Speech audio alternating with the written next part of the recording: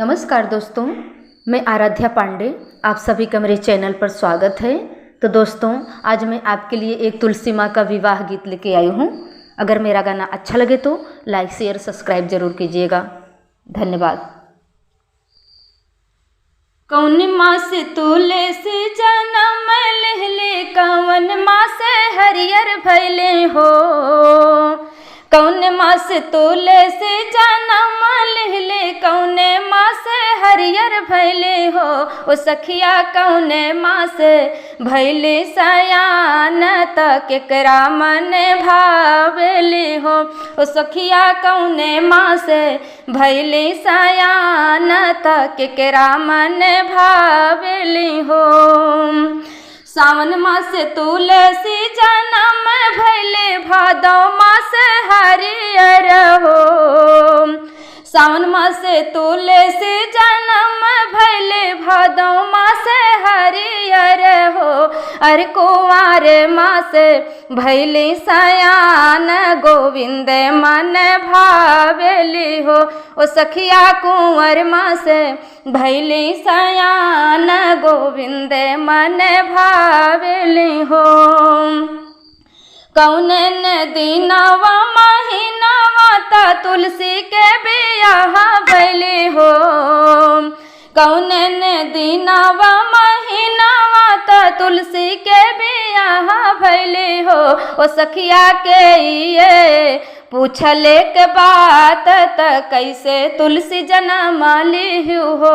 ओ सखिया के ये पूछले के बात, त कैसे तुलसी जनम लिहु हो। कार्तिक महीना एकदशिया का तुलसी का बियाह भैले हो। कार्तिक महीनवा एकदशी का तुलसी का बियाह भैले हो। ओ सखिया पंडित पूछिए के बात, कि कैसे तुलसी जनम लिहु हो। ओ सखिया पंडित पूछले के बात, कि कैसे जनम लिहु हो। के तोहरा हाई महातारिया तो, के तोहरा पीतनु हो। के तोहरा हाई महातारिया तो, के तोहरा पीतनु हो। ओ तुलसी के तोहरा करी है बियाहवा, ता केकरा मन भावेलु हो। ओ तुलसी के तोहरा करी है बियाहवा, ता केकरा मन भावेलु हो। धरती मोरी हाई महातारिया, ता ब्रह्मा मोर पीतनु हो। धरती मोरी हाई महातारिया, ता ब्रह्मा मोर पीतनु हो। ओ पंडित है जे करी है बियाहवा, गोविंद मन भावेली हो। ओ पंडित है जे करी है बियाहवा, गोविंद मन भावेल हो। गजमोती चौक पुराइले, तकल साधराइले नु हो। गजमोती चौक पुराइले, तकल साधराइले नी हो। ओ सखिया होई गईले तुलसी बियाह, गोविंद संग चली गईले हो।